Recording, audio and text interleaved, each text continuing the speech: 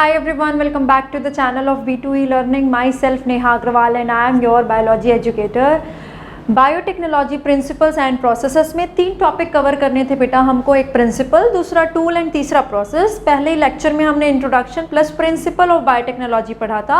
अब हम पढ़ते हैं बायोटेक्नोलॉजी का प्रोसेस करने के लिए नेक्स्ट टॉपिक पे आते हैं कि हमको टूल्स क्या क्या चाहिए। ठीक है, सबसे पहले समझो बेटा ये टूल्स हमको क्या पढ़ने हैं। ये वो टूल्स हैं, वो रिक्वायरमेंट्स हैं which are used for process of biotechnology.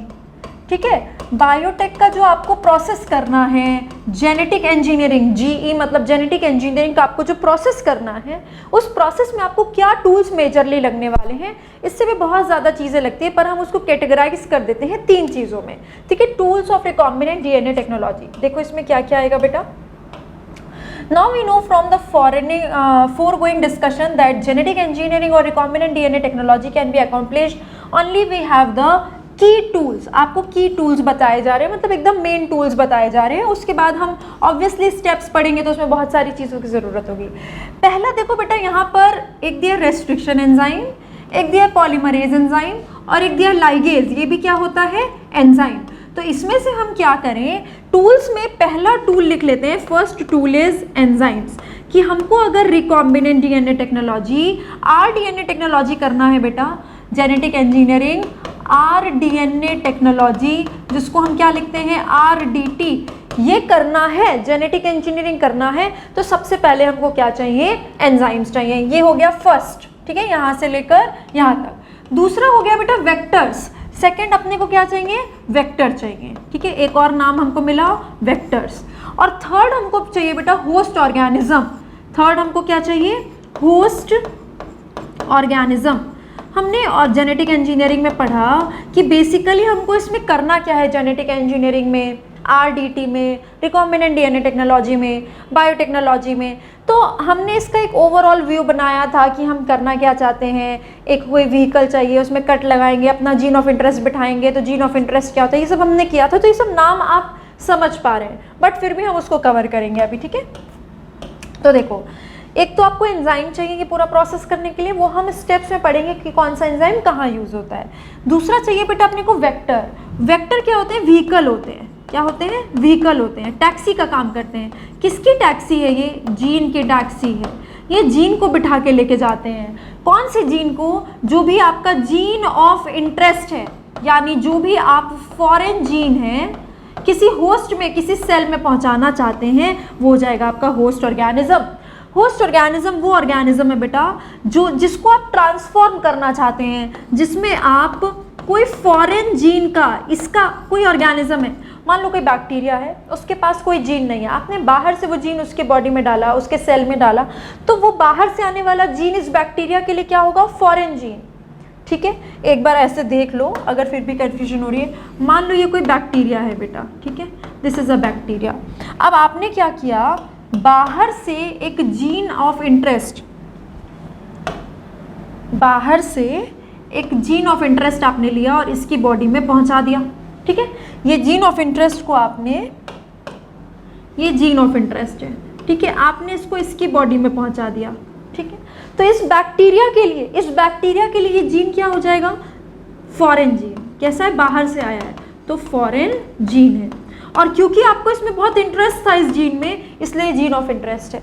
ये जीन ऑफ इंटरेस्ट अब बैक्टीरिया में अपना प्रोडक्ट बनाएगा। यही आप चाहते थे कि बैक्टीरिया में मेरे मनपसंद का एक प्रोडक्ट बने, तो इसको आप क्या बोलेंगे, फॉरेन जीन का प्रोडक्ट। इसको आप क्या बोलेंगे बेटा, फॉरेन जीन का प्रोडक्ट बोलेंगे।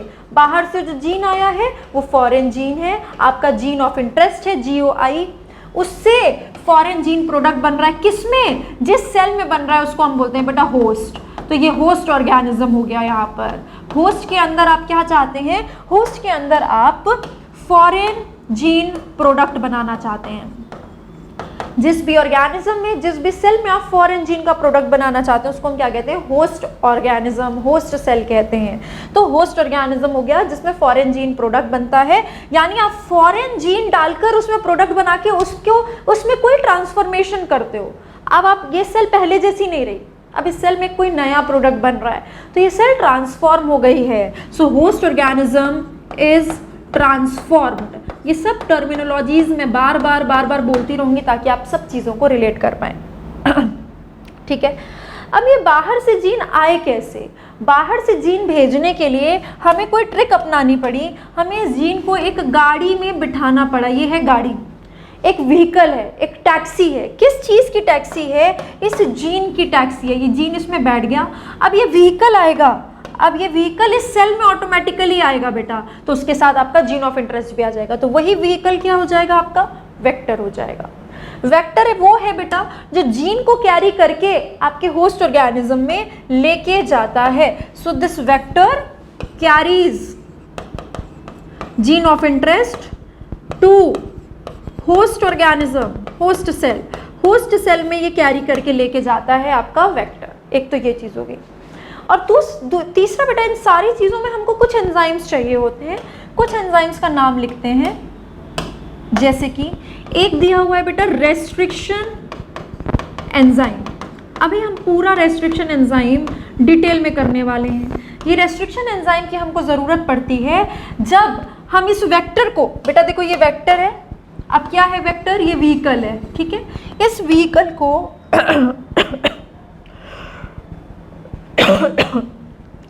इस व्हीकल को बेटा आपको कट करना पड़ेगा एक सिजर से। एक सिजर से आपको इसे कट करना पड़ेगा, तभी तो जाके ये वेक्टर ऐसे ओपन होगा जहां पर आप अपना जीन ऑफ इंटरेस्ट जोड़ेंगे। तो ये जो सिजर है ना, this scissor is an enzyme. ये सिजर क्या एक्चुअल में सिजर तो है नहीं, ये एक एंजाइम है बेटा जो जी आपके वेक्टर डीएनए को कट कर सकता है, इस व्हीकल को कट कर सकता है जीन ऑफ इंटरेस्ट तोड़ने के लिए। तो रेस्ट्रिक्शन एंजाइम उनको कहते हैं। हम इनकी पूरी डिटेल अभी नेक्स्ट पढ़ने वाले हैं, ठीक है। तो रेस्ट्रिक्शन एंजाइम क्या होते हैं? मॉलिक्यूलर सिजर्स होते हैं। तो जहां पर भी हमको सिजर्स की ज़रूरत होगी, डीएनए को, न्यूक्लिक एसिड को कहीं से भी कट करना होगा, हम किसका इस्तेमाल करेंगे? रेस्ट्रिक्शन एंजाइम का। एक और एंजाइम होता है बेटा पॉलीमरेज एंजाइम। ये हम बात कर रहे हैं डीएनए पॉलीमरेज एंजाइम।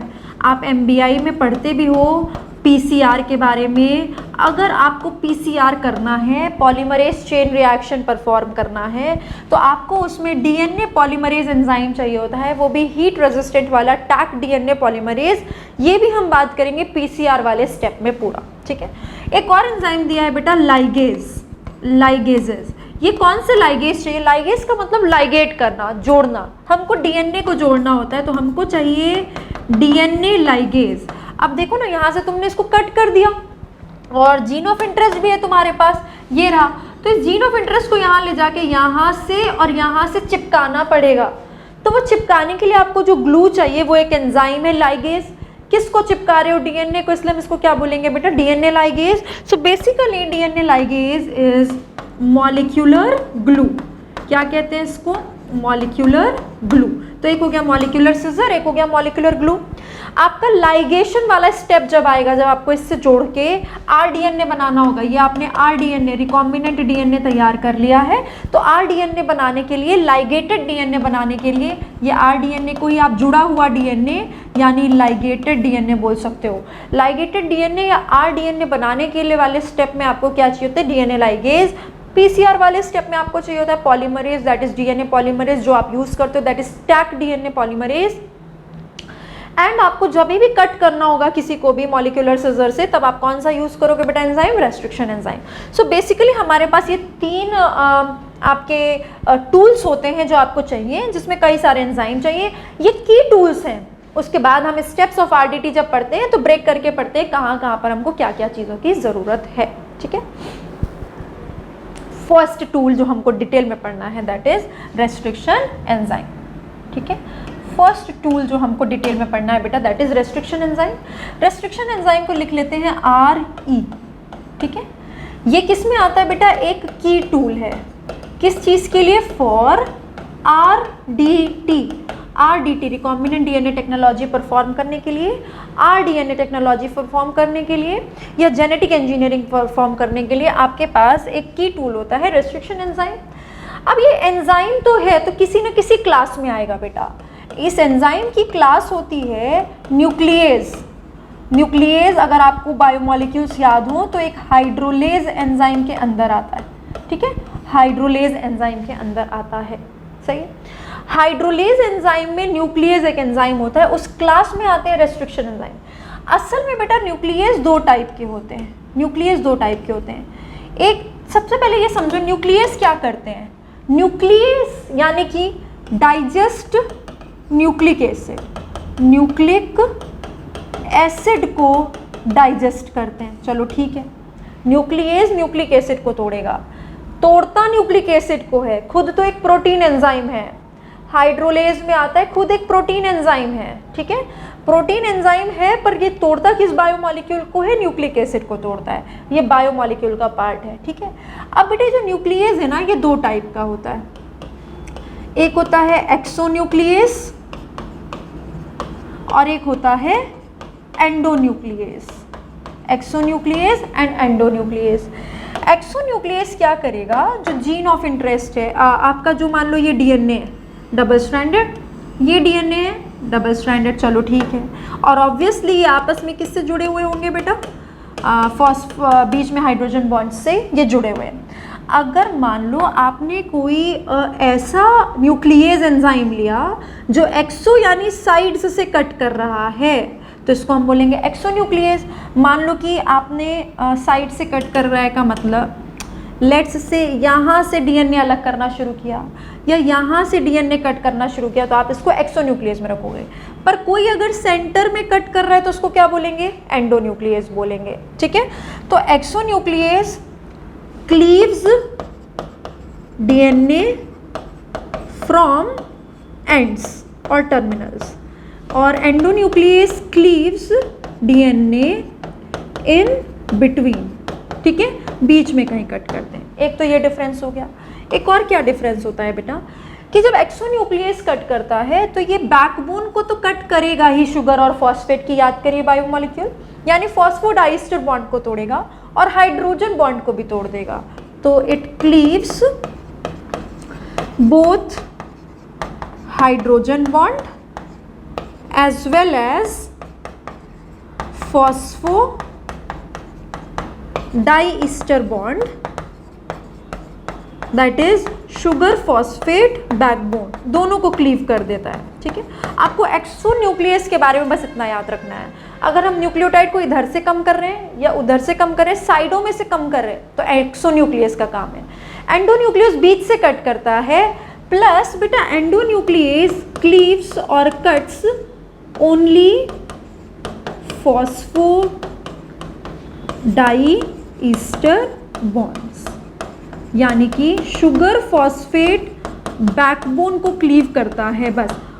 ऑब्वियसली दोनों स्ट्रैंड को कट करता है, बट सिर्फ शुगर फॉस्फेट को कट करता है। Cleaves both strands of DNA, cut तो दोनों में लगाएगा, ये सिजर दोनों स्ट्रैंड में लगाएगा। ठीक है, याद रखना, कट तो ऑब्वियसली दोनों स्ट्रैंड में लगाएगा, लेकिन सिर्फ फॉस्फोडाइस्टर बॉन्ड को तोड़ता है। अभी थोड़ा सा समझ में आ जाएगा और कैसे। ठीक है, अब देखो ये जो एंडोन्यूक्लियस होता है, अब हम इसके बारे में बात करेंगे। तो अब हमारी हेडिंग क्या बन जाती है, हमारी हेडिंग बन जाती है बेटा restriction endonuclease. Now our heading is restriction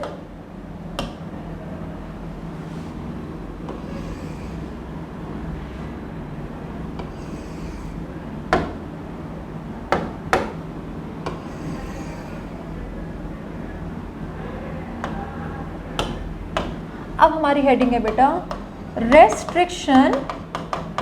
enzyme के अंदर हम कौन सा पढ़ने वाले हैं, रेस्ट्रिक्शन एंडोन्यूक्लियस एंजाइम पढ़ने वाले हैं। हम इंटरेस्टेड हैं इस रेस्ट्रिक्शन एंडोन्यूक्लियस वाले में, जो बीच में कट करेगा, दोनों स्ट्रैंड को कट करेगा और सिर्फ शुगर फॉस्फेट बैकबोन को कट करेगा। आप एनसीईआरटी अच्छे से ध्यान से ये सब मार्क करेंगे। ठीक है, ये जो रेस्ट्रिक्शन एंडोन्यूक्लियस होते हैं ना बेटा, ये हमारे काम के हैं, जिनको हम मॉलिक्यूलर सिजर्स बोल रहे हैं। सिजर्स तो है ही ये, मॉलिक्यूलर कौन सा मॉलिक्यूल, बायोमॉलिक्यूल। कौन सा बायोमॉलिक्यूल बेटा, डीएनए। ये डीएनए को क्लीव करेंगे, डीएनए को क्लीव करते हैं दोनों स्ट्रैंड में फॉस्फोडाइस्टर बॉन्ड को। ठीक है, अगली क्वेश्चन क्या आती है बेटा, ये रेस्ट्रिक्शन एंडोन्यूक्लियस तो समझ में आ रहा है, न्यूक्लियस वर्ड इज क्लियर, जो न्यूक्लिक एसिड को तोड़ेगा। एंडो इज क्लियर, जो बीच से कट करेगा। ये रेस्ट्रिक्शन वर्ड क्यों आया है, ठीक है। तो सबसे पहले ये मॉलिक्यूलर सिजर एंजाइम पाया किस में जाता है, हमने कहाँ से इसको निकाला बेटा, दे आर आइसोलेटेड और एक्सट्रैक्टेड फ्रॉम बैक्टीरिया। ये एंजाइम बैक्टीरिया यानी कि प्रोकैरियोट्स में पाया जाता है, हमने वहाँ से निकाला है। तो बेटा सोचो तुम खुद ही कि बैक्टीरिया या प्रोकैरियोट्स में इसका कोई ना कोई तो काम होता होगा ना, जिसकी वजह से ये उसमें प्रेजेंट है। तो एक सिनेरियो समझना, मैं नेक्स्ट विषय बताती हूँ, यहाँ पर सिर्फ अपन नोट्स वाला पॉइंट लिखेंगे। देखो बेटा, ये एक बैक्टीरियल सेल है, ठीक है, ये एक बैक्टीरियल सेल है, चलो ठीक है। इस बैक्टीरियल सेल के अंदर कुछ सिजर्स पाए जाते हैं जो कि रेस्ट्रिक्शन एंजाइम है, और एक तरह के ही नहीं कई तरह के इसके अंदर सिजर्स पाए जाते हैं। इस बैक्टीरियल सेल के अंदर कई तरह के सिजर्स पाए जाते हैं, चलो ठीक है। क्यों रखे हैं बैक्टीरिया ने अपने पास ये सिजर्स, क्योंकि बैक्टीरिया को डर लग रहा है कि अगर कोई वायरस इसको अटैक करेगा, ठीक है। वायरस लिखा हुआ है मतलब वायरस इन्फेक्टिंग बैक्टीरिया, और एक बैक्टीरिया को इन्फेक्ट करने वाले वायरस को हम क्या कहते हैं बेटा, it is called as bacteriophage. ये सभी बच्चों को पता होगा, ठीक है, बैक्टीरियोफाज। तो अगर एक बैक्टीरिया को इन्फेक्ट करने वाला वायरस यानी बैक्टीरियोफाज इसके बॉडी में आ गया, तो बैक्टीरियोफाज के पास अपना जेनेटिक मटेरियल होगा और वो भी इसकी बॉडी में आएगा। तो बैक्टीरियोफाज जब यहाँ आएगा इसका जेनेटिक मटेरियल लेकर, तो ये सिजर इसके जेनेटिक मटेरियल को कट कर देगा, ठीक है। यानी कि इस सिजर ने, इस मॉलिक्यूलर सिजर ने क्या किया, बैक्टीरियोफाज के ग्रोथ को रेस्ट्रिक्ट किया। बैक्टीरियोफाज इसकी बॉडी में आया, इसके जेनेटिक मटेरियल को कट कर दिया, यानी कि बैक्टीरियोफाज अब और ग्रो नहीं कर पाएगा। यानी कि मॉलिक्यूलर सिजर, यहाँ पर लिख देती हूँ, अब आपको समझ में आ रहा होगा मैं जो बोल रही हूँ। आप क्या बोलोगे, मॉलिक्यूलर सिजर या restriction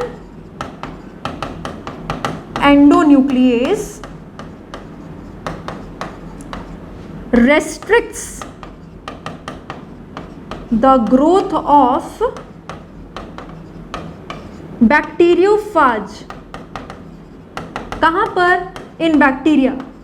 restriction endonuclease is present in bacteria which restricts the growth of bacteriophage in bacteria by help of two enzymes। अब तुम बोलोगे मैम अपने तो एक ही एंजाइम पढ़ा, ठीक है, अभी बता दो, ठीक है। Restriction endonuclease restricts the growth of bacteriophage, या ऐसा लिख लो, इस रेस्ट्रिक्शन एंडोन्यूक्लियस की जगह पर अभी लिख लो बैक्टीरिया। बैक्टीरिया और prokaryotes restrict the growth of bacteriophage by the help of two enzyme। First जो बैक्टीरियोफाज आएगा उसके जेनेटिक मटेरियल को कट कर देगा कौन, रेस्ट्रिक्शन एंडोन्यूक्लियेज। रेस्ट्रिक्शन एंडोन्यूक्लियेज ये क्या करता है, digest genetic material of bacteriophage के जेनेटिक मटेरियल को डाइजेस्ट कर देगा। तो तुम बोलोगे भाई दो एंजाइम क्यों लिखा है आपने, दूसरा एंजाइम कौन सा। देखो टेंशन क्या आई बैक्टीरिया को कि कहीं गलती से ऐसा ना हो कि मेरा खुद का जो जेनेटिक मटेरियल है, ये तो मॉलिक्यूलर सिजर है, इसको तो डीएनए को कट करना आता है, तो ये ऐसा ना हो कि मेरे खुद के डीएनए को कट कर दे। ये ना करने के लिए हमको क्या करना पड़ा बेटा, हमको इस जेनेटिक मटेरियल की टैगिंग करनी पड़ी। इस जेनेटिक मटेरियल में हमने क्या किया, टैग लगा दिया, ठीक है। इस जेनेटिक मटेरियल के एंड्स पर हमने टैग लगा दिया। तो ये कैंची इसको भी कट करने आई थी, पर इसने देखा इस पर तो हमारा नाम लिखा हुआ है, टैग लगा हुआ है, मतलब ये खुद का डीएनए इसको कट नहीं करना। पर जो बैक्टीरियोफाज का डीएनए आ रहा है, जेनेटिक मटेरियल आ रहा है, उस पर ये टैग नहीं लगा हुआ है, तो ये उसको कट कर देता है। ये टैगिंग है बेटा मिथाइल की, और ये मिथाइल लगाने का काम करता है मिथाइलेज। तो दूसरा एंजाइम जो हमको चाहिए दैट इज बैक्टीरिया के पास मिथाइलेज एंजाइम होता है, ठीक है। ये क्या हेल्प करता है? हेल्प्स बैक्टीरिया, बैक्टीरिया के पास है methylase enzyme, helps bacteria protect its own genetic material, its own genetic material from molecular scissor या रेस्ट्रिक्शन एंडोन्यूक्लियस, ठीक है। तो इसने अपने डीएनए को बचाया और दूसरे के डीएनए को, बैक्टीरियोफाज के डीएनए को कट करने के लिए इंतजाम किया रेस्ट्रिक्शन एंडोन्यूक्लियस, ठीक है। तो इसीलिए यहाँ पर पाया जाता है और ये उसका काम है, और हमने इसीलिए ज़रूरत थी तो यहाँ से निकाला इसको। अगर हमको रेस्ट्रिक्शन एंजाइम चाहिए, एंडोन्यूक्लियस चाहिए, तो हमको बैक्टीरिया में से निकालना पड़ेगा, ठीक है। तो सो फार बेटा 900 से ज़्यादा डिफरेंट तरह के सिजर्स रिकॉग्नाइज हो चुके हैं, ठीक है। तो अगला पॉइंट क्या आएगा? More than 900 restriction endonuclease have been isolated from more than 230 strains of bacteria.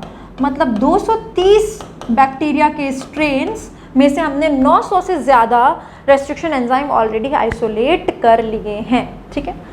First restriction enzyme, first RE, ठीक है, जो कि डिस्कवर किया था हमने, first RE to be discovered is Hind 2, Hind 2। अब इसके नाम के आगे 2 क्यों लगाया है? फिर फर्स्ट है तो 1 क्यों नहीं? ये अभी हम पढ़ेंगे, ठीक है।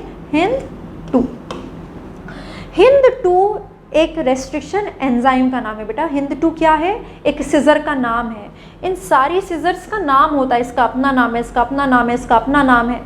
ऐसे कोई और स्ट्रेन होगा, उसमें दूसरे सिजर्स होंगे, कुछ सेम भी हो सकते हैं, कुछ डिफरेंट भी हो सकते हैं। ऐसे करते करते 900 से ज़्यादा रेस्ट्रिक्शन एंजाइम हमने पहचान के निकाल लिए हैं 230 से ज़्यादा स्ट्रेन्स ऑफ बैक्टीरिया में से, ठीक है।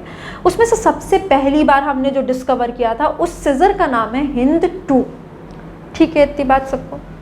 अब देखो, मॉलिक्यूलर सिजर को हमने आइसोलेट किया। अब फ़ायदा क्या हुआ? ये इतनी बढ़िया एंजाइम निकली बेटा कि हमने बैक्टीरिया से निकाला और हम इसको लैब में, स्टेप्स ऑफ आरडीटी में, जेनेटिक इंजीनियरिंग जो हम लैब में कर रहे हैं उसमें हम इस्तेमाल कर सकते हैं।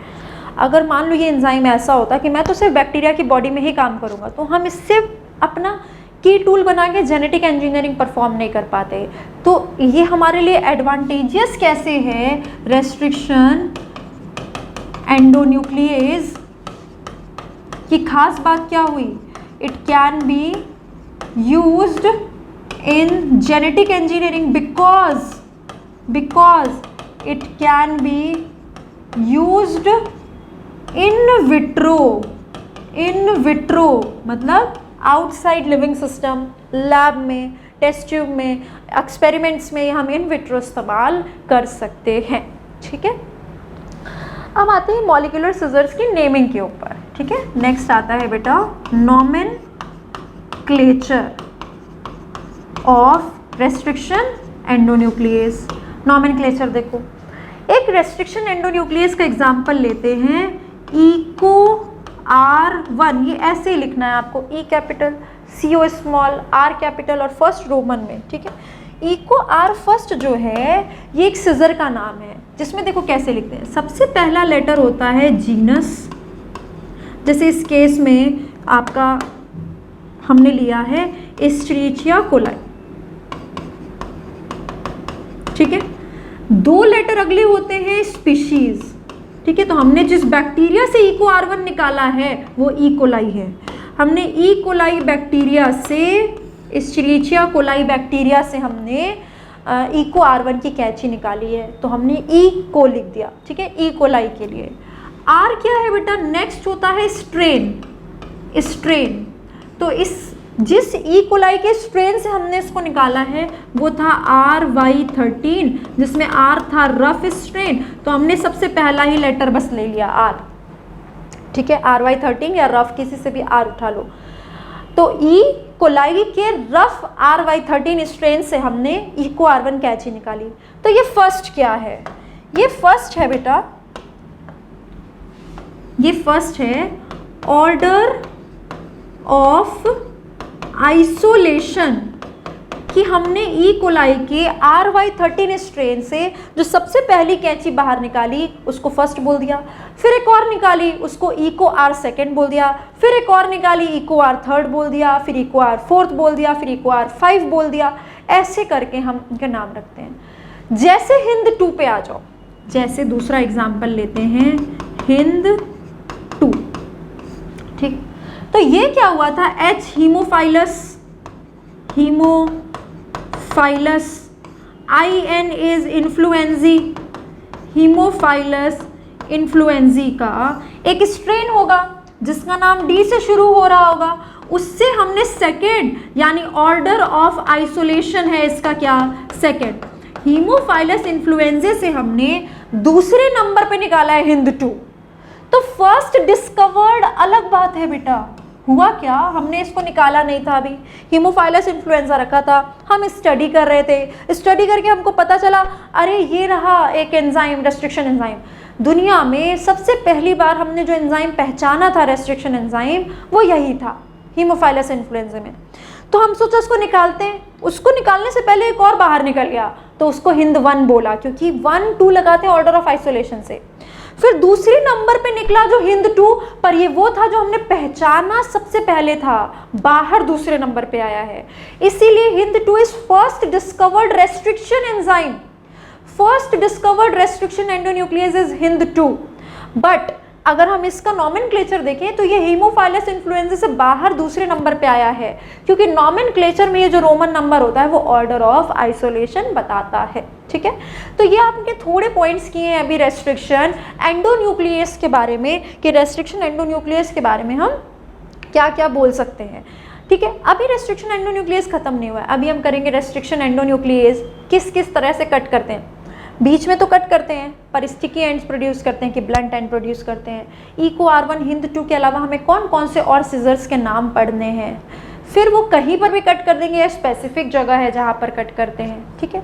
तो देखो ये कट तो करते हैं पर एकदम स्पेसिफिक जगह पे कट करते हैं। आगे पॉइंट बढ़ा रहे हैं बेटा कि all restriction endonucleases cuts DNA at specific location, ठीक है, एकदम फिक्स लोकेशन है जहाँ पर वो कट करेंगे।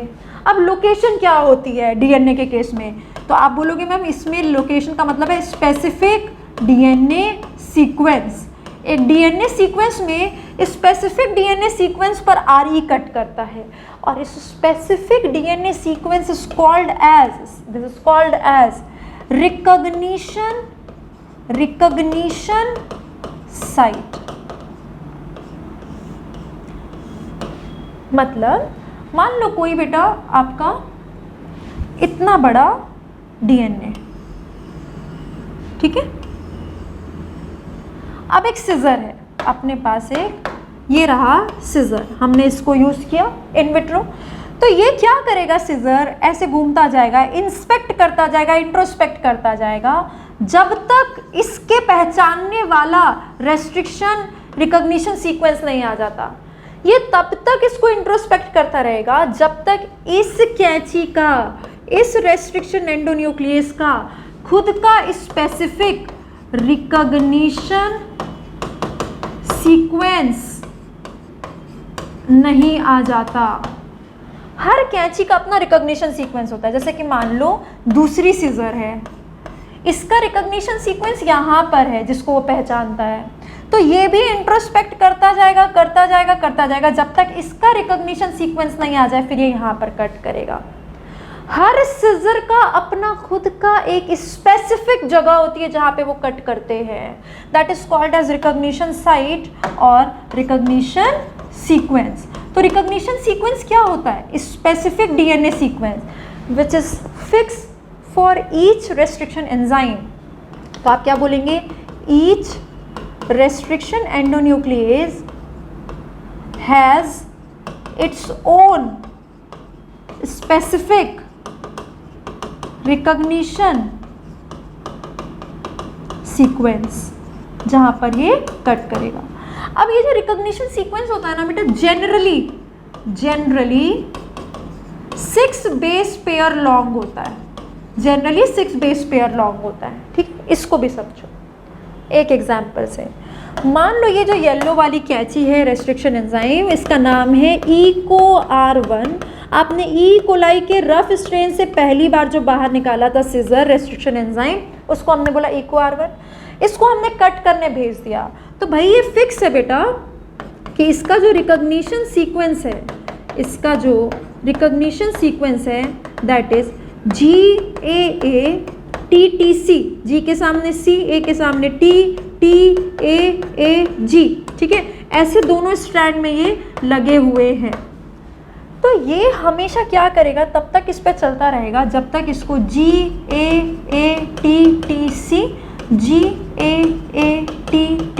वाली जगह नहीं मिल जाती। जब मिल जाएगी बेटा तब ये कट करेगा यहाँ पर। ठीक है, तो जनरली ये क्या होते हैं, 6 बेस पेयर लॉन्ग होते हैं। और तो और बेटा ये रिकॉग्निशन सीक्वेंस पैलिंड्रोमिक सीक्वेंस होते हैं। कैसे सीक्वेंस होते हैं, पैलिंड्रोमिक सीक्वेंस।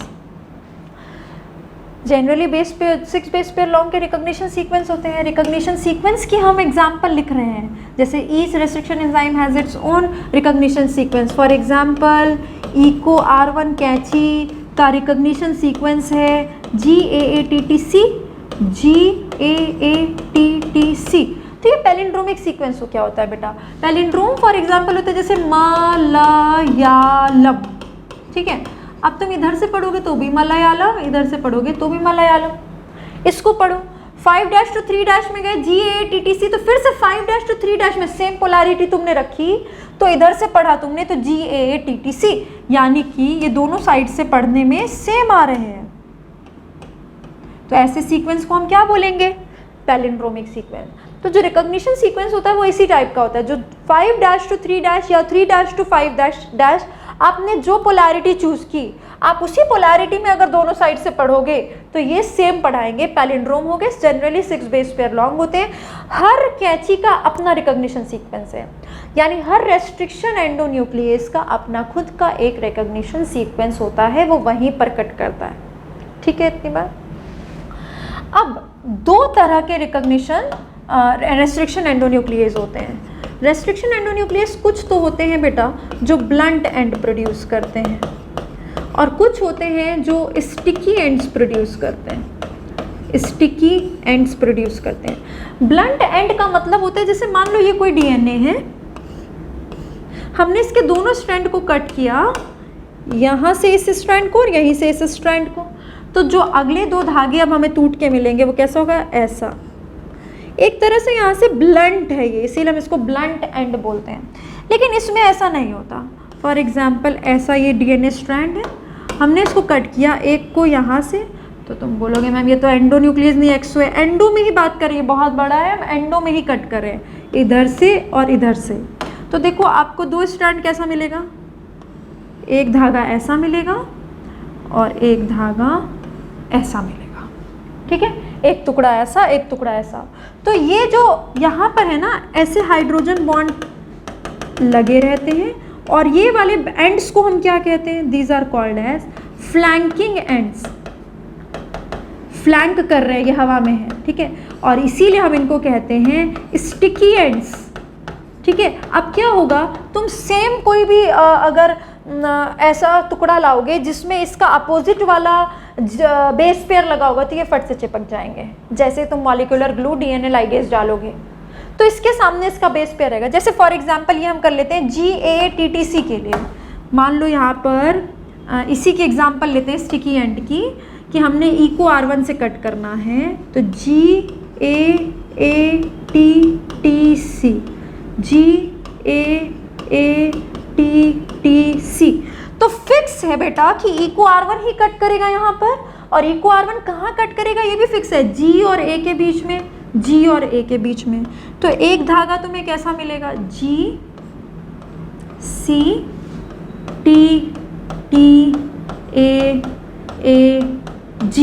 और दूसरा धागा कैसा मिलेगा, देखो दूसरा धागा मिलेगा तुम्हें A A T T C और यहाँ पर लगा होगा G, ठीक है। तो इसमें क्या होगा, अब यहाँ पर T T A A G और यहाँ पर T T A A G, ये क्या है बेटा, फ्लैंकिंग एंड्स हैं, ये स्टिकी एंड्स हैं। जैसे ये वाला क्या होगा, स्टिकी एंड, ठीक है, क्योंकि एक धागा ही तुमको ऐसा मिला है कुछ। तो देखो इसमें फ्लैंकिंग एंड है ये वाला स्टिकी एंड, दूसरा धागा तुमको कुछ ऐसा मिला है, तो इसमें ये है फ्लैंकिंग एंड स्टिकी एंड। अब या तो ये आपस में चिपक सकते हैं, यहाँ पर टी टी ए जी है, यहाँ पर टी टी ए जी, दोनों आके ऐसे जुड़ जाएंगे। पर हो सकता है ना तुम किसी और को, कोई और तुम्हारे पास जेनेटिक मटेरियल है, उसको भी सेम कैंची से कट करो इको R1 से, तो उसके भी फ्लैंकिंग एंड में AATTAAG होगा और एक जगह पर क्या होगा, GAATT। आप जब डीएनए लाइगेज डाल के इसको जोड़ोगे तो हो सकता है ना ये आपस में ना जुड़ के same flanking and gene of interest का आके इस पे जुड़ जाए और दूसरी साइड से इस पे जुड़ जाए। इस तरह से आपका रिकॉम्बिनेंट डीएनए तैयार होता है, ठीक है। तो ये इसलिए हम ऐसे स्टिकी एंड्स प्रेफर करते हैं, स्टिकी एंड्स ज़्यादा प्रेफरेबल होते हैं, हालांकि दोनों के अपने अपने एग्जाम्पल्स होते हैं। तो अब क्या होता है बेटा, इन दोनों के ना कुछ एग्जाम्पल याद करने होते हैं। हम यहाँ पर जो भी एग्जाम्पल लिखेंगे वो सारी एग्जाम्पल रिस्ट्रिक्शन एंडोन्यूक्लियस की तो है ही, पर उसमें हमको ये पता चल जाएगा कि कौन ब्लंट एंड प्रोड्यूस कर रहा है और कौन स्टिकी एंड प्रोड्यूस करता है। जैसे हिंद 2 जो आपने पढ़ा था, हिंद 2 वो ब्लंट एंड प्रोड्यूस करता है, ठीक है। इस्मा 1 भी बेटा क्या प्रोड्यूस करता है, ब्लंट एंड प्रोड्यूस करता है। वैसे होता है बेटा इको R5, जैसे इको R1 नहीं जो हम पढ़ रहे हैं GATT से, ये GATT से इको R1 का है, वैसे इको R2 है, eco R3, eco R4, eco R5, आपको कुछ कुछ याद करने हैं। तो इको R5 क्या प्रोड्यूस करता है, ब्लंट एंड प्रोड्यूस करता है। वैसे है ALU1 और हे HAE3, ये पांचों नाम आपको किस में याद करने हैं बेटा, नीट का क्वेश्चन रह चुका है, ये आपको किस में याद करने हैं, ये ब्लंट एंड प्रोड्यूस करते हैं, ठीक है। अब स्टिकी एंड में देखो क्या क्या याद करना है, जो आपने इको R1 पढ़ा है, इको R1, तो ये तो आप पढ़ ही रहे हो, इसको तो आपने बना के भी देख लिया कि ये क्या प्रोड्यूस करता है, स्टिकी एंड प्रोड्यूस करता है। वैसे ही होता है बेटा BAM H1, ये भी क्या प्रोड्यूस करेगा, आपका स्टिकी एंड प्रोड्यूस करेगा। हिंद 2 तो इधर आ गया, हिंद 1 और हिंद 3 ये दोनों ही क्या प्रोड्यूस करते हैं, ये दोनों ही स्टिकी एंड्स प्रोड्यूस करते हैं। वैसे एक आता है बेटा PST1 भी एक एंजाइम का नाम है, ये भी स्टिकी एंड प्रोड्यूस करता है। और एक होता है बेटा ZO1 XHO1, ठीक है, XHO1 PST1, और एक और नाम ऐड करना है अपने को SAL1, मैं बगल में लिख देती हूँ, ठीक है, SAL1, थोड़ा एडजस्ट कर लेना नीचे, है ना। तो ये आपको नाम याद करने हैं किसके, मुझे आप लोग के ऊपर थोड़ा डाउट है कि आप लोग साथ में मत लिख देना, मैं SAL1 इधर एडजस्ट कर देती हूँ।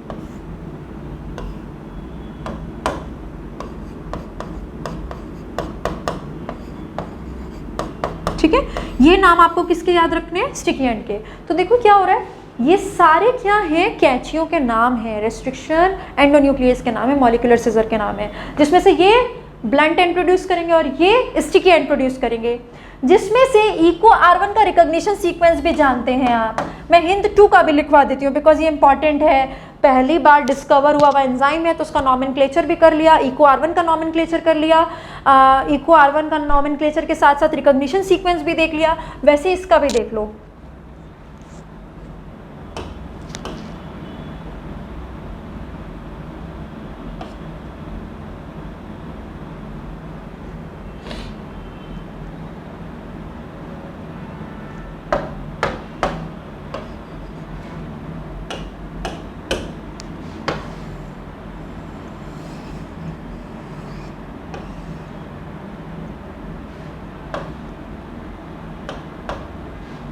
स्टिकी एंड की एग्जांपल है, ठीक है। तो इको R1 हो गया। वैसे हिंद 2 का रिकॉग्निशन सीक्वेंस होता है बेटा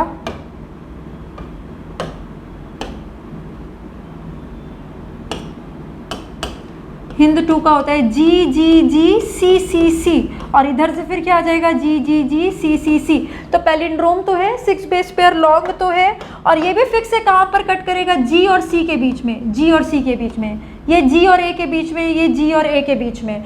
तो इससे क्या होगा, यहाँ पर जब कट आएगा तो ब्लंट एंड प्रोड्यूस होगा, लेकिन यहाँ पर और यहाँ पर जब कट आएगा तो स्टिकी एंड प्रोड्यूस होगा। ठीक है,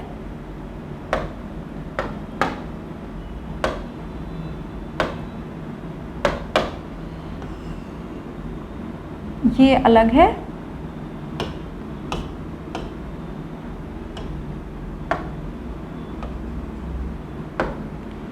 और ये अलग है।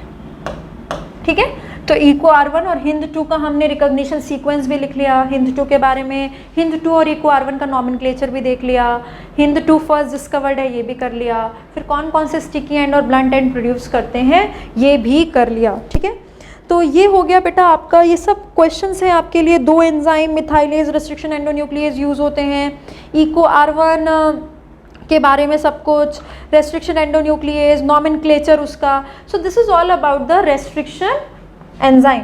मतलब अभी हमने क्या किया है, टूल्स हमको पढ़ने हैं, टूल्स में एंजाइम, वेक्टर और होस्ट हो गया। डीएनए पॉलीमरेज एंजाइम के बारे में आप पीसीआर में पढ़ते हैं। लाइगेज एंजाइम, डीएनए लाइगेज होता है, क्लास नंबर 6 में आता है, या आप बायोमोलिक्यूल्स में पढ़ते हो, ये लाइगेशन स्टेप में आएगा। रेस्ट्रिक्शन एंजाइम की पूरी डिटेल अभी हमने की है, अब हम वेक्टर की पूरी डिटेल करेंगे, फिर हम होस्ट के बारे में पढ़ेंगे। So this is all about the restriction enzyme, the first tool of genetic engineering, और RDT जो हमको बहुत डिटेल में पढ़ना था। दूसरा हमको वेक्टर बहुत डिटेल में पढ़ना है बेटा। तो आज की क्लास में इतना ही, नेक्स्ट लेक्चर में हम वेक्टर की पूरी डिटेल पढ़ेंगे। ठीक है, thank you so much everyone.